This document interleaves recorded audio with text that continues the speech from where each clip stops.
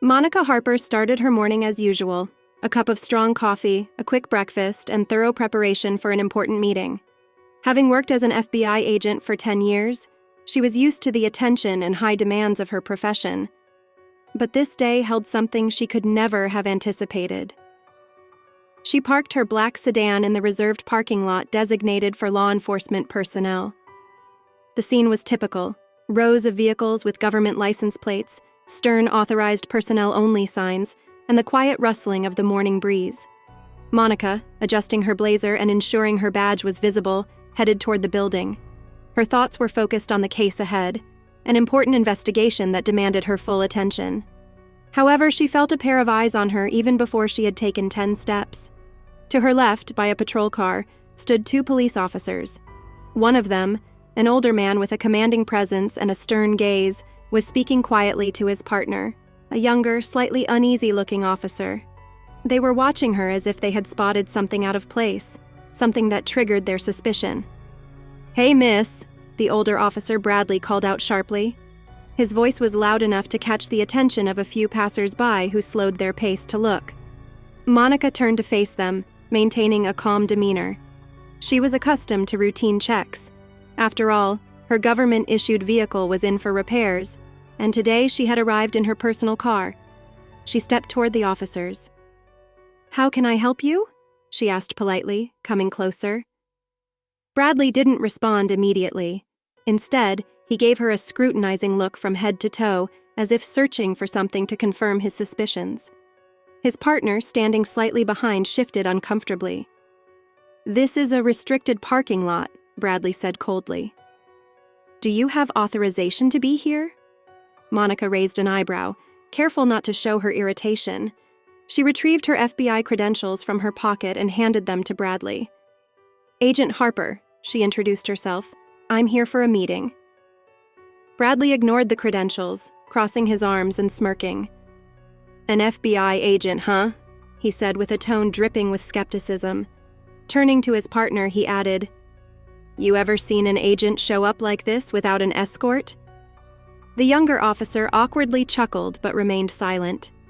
Monica felt the tension rising. She knew that in situations like this, staying composed was crucial. Any direct confrontation could make things worse. "If you need to verify my credentials," she said calmly, "you're welcome to run a check through your system." Bradley smirked even more, his tone turning mocking. "Oh, we'll verify them, don't you worry. But, I don't think you have any business being here. Who gave you permission?" Monica felt a wave of anger rise within her but kept her voice steady. "My credentials are more than sufficient for verification." Bradley didn't back down. His partner remained silent, avoiding eye contact with Monica. In their expressions, she could see doubt, and in Bradley's tone, a need to assert dominance. By now, a small crowd of passers-by had started to gather, watching the scene unfold. Monica noticed some murmurs among them, with a few disapproving glances directed at the officers. "Listen, miss," Bradley finally said, stepping closer. "I don't know who you are, but this lot is for actual law enforcement personnel. Maybe you're lost." Monica looked him straight in the eyes, her gaze unwavering. She knew her day was going to be difficult, but she had not expected to start it with such a degrading confrontation. "I'm certain that my title and credentials speak for themselves," she said firmly. "If you're still in doubt, I suggest you call your supervisor." Bradley stared at her, defiant but momentarily silent, as if calculating his next move. His partner fidgeted uncomfortably, clearly uneasy with the situation. Monica saw the situation could escalate in any direction but remained composed. This was only the beginning of what promised to be a long and unpleasant encounter. Monica Harper stood in the parking lot, surrounded by an oppressive silence broken only by the faint hum of passing cars. The police officers clearly had no intention of backing down, and the situation was becoming more absurd by the minute. Instead of simply verifying her credentials, Officer Bradley, the senior officer, continued to assert his authority, almost as if enjoying the power dynamics. "You know, miss," Bradley began, stepping closer, "we see fake credentials all the time, especially from people who want to look important." Monica maintained her composure. though the statement struck a nerve. She knew this wasn't about fake credentials. It was clear that Bradley's perception of her didn't align with what he thought an FBI agent should look like. Her inner voice urged her to remain calm and professional. "You're welcome to verify my credentials," she said in an even tone, holding out her badge again. "Or you can call your supervisor to assist you with this." Bradley didn't even glance at the badge. Instead, he waved toward his partner, a younger officer named Mike, who had been standing nervously to the side. "Mike," Bradley barked, "get someone from the building security team down here. Let's see if they know her. In the meantime, we'll handle things here." Mike hesitated, his discomfort evident. He seemed reluctant to leave, as though he wanted to say something but didn't dare contradict his superior. After a brief pause, he nodded and walked back to the patrol car to radio for assistance. Bradley turned back to Monica, his posture confident, his tone sharper. "So, Miss Harper," he said, emphasizing her name with mockery, "care to explain what you're really doing here? Or should we skip ahead to what you're hiding?" His voice was loud enough to draw even more attention from passers-by. Monica noticed a small group of people gathering nearby, whispering and pointing. She overheard snippets of conversation. "She doesn't look like she's done anything wrong. What's their problem? This is so unnecessary. Why are they harassing her?" One man discreetly pulled out his phone and began recording, keeping his distance. Monica caught Bradley noticing the man, but instead of addressing the recording, he raised his voice even more. "Nothing to see here, folks," Bradley said with a forced smile, clearly directed at the growing crowd. "Just a routine check." The onlookers didn't disperse. If anything, more people slowed down to watch, and the tension in the air thickened. Monica stayed calm, though the situation was becoming increasingly frustrating. She knew a confrontation could spiral out of control, especially with an audience. Her priority was to defuse it. Even as Bradley seemed determined to escalate, Mike returned after a few minutes, holding his radio. "Someone from building security is on their way," he said, avoiding eye contact with Monica. "Good," Bradley said, as if the situation were completely under control.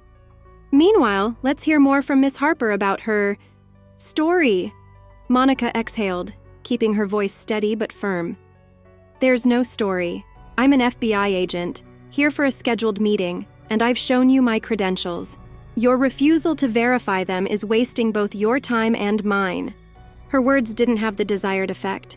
Bradley smirked again, clearly enjoying the power he thought he held in the moment.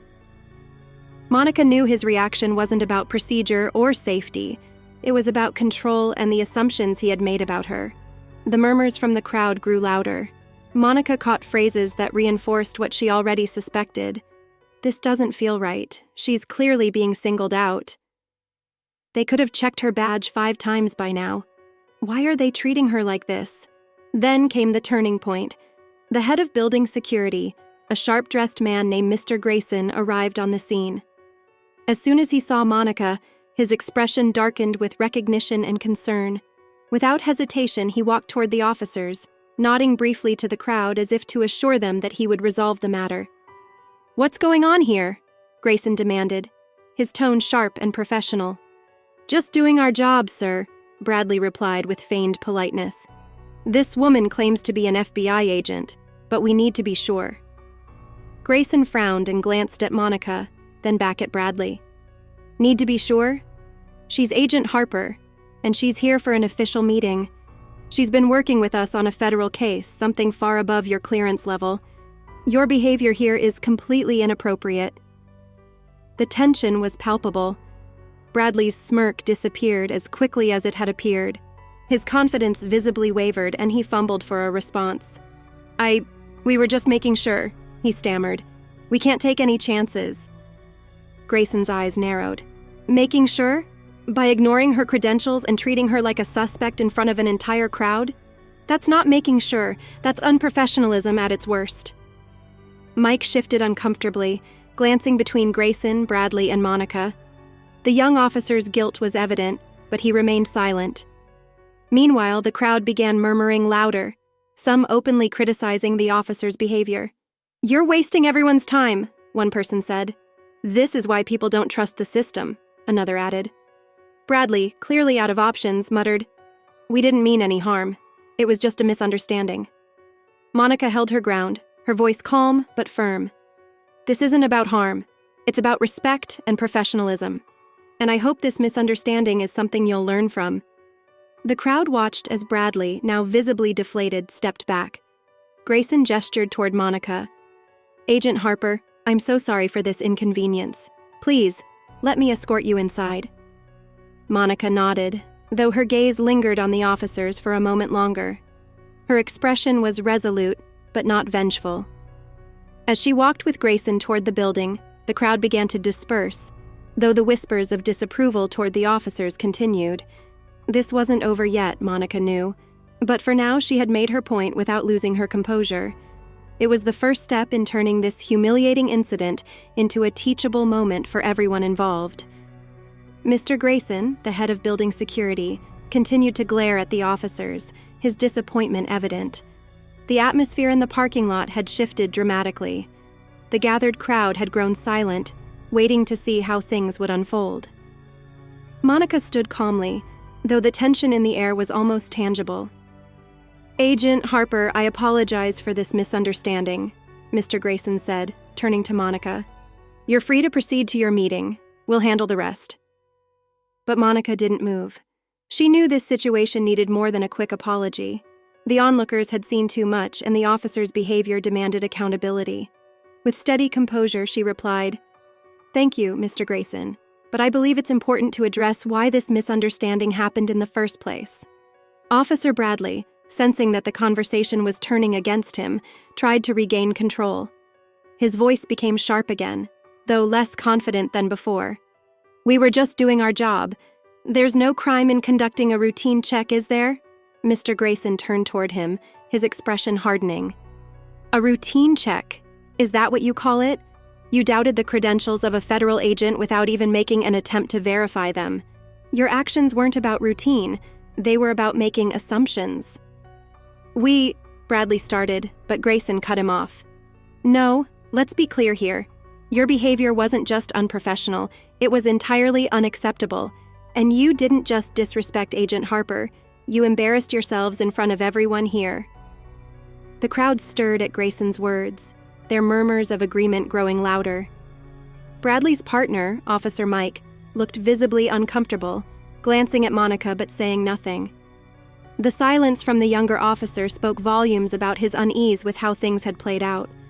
Monica took a step forward, her voice calm but firm.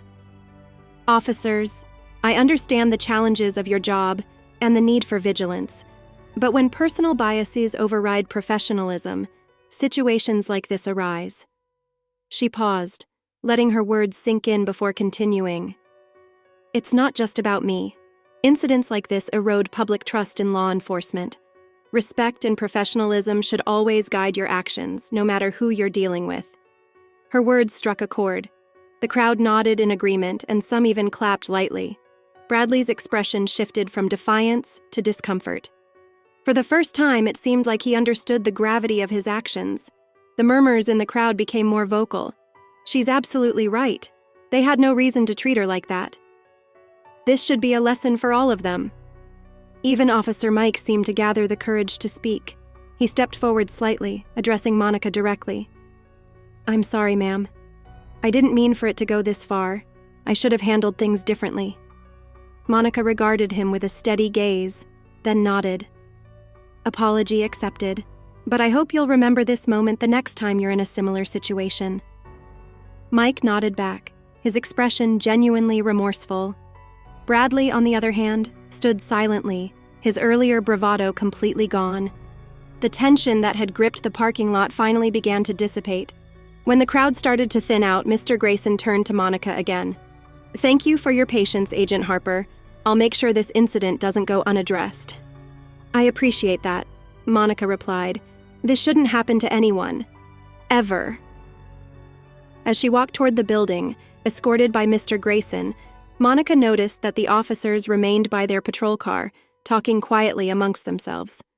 Bradley's posture was rigid, while Mike looked like he was absorbing everything that had just transpired. Inside the building, Mr. Grayson spoke again. I'll be filing a formal report with the police department. Situations like this can't be ignored. I'm truly sorry you had to go through this." Monica gave a small nod of thanks but didn't say much. She appreciated the apology, but deep down, she knew this wasn't just about her. This was about a system that allowed such incidents to happen. Later that day, after her meeting, Monica reflected on what had occurred. The incident had been humiliating, but it had also revealed the flaws that needed addressing. It wasn't enough to walk away satisfied with a single apology. If anything, it strengthened her resolve to ensure that such behavior was challenged, not just for herself, but for anyone who might find themselves in a similar situation. She knew this was far from over, but for now, she had stood her ground and set an example for how dignity and professionalism could prevail, even in the face of blatant disrespect. Despite the difficult start to her day, Monica Harper composed herself and conducted her meeting as though nothing had happened. But her thoughts kept returning to the incident in the parking lot. This wasn't just about personal humiliation. It was a symptom of a deeper systemic problem. Monica knew she couldn't let it pass without action.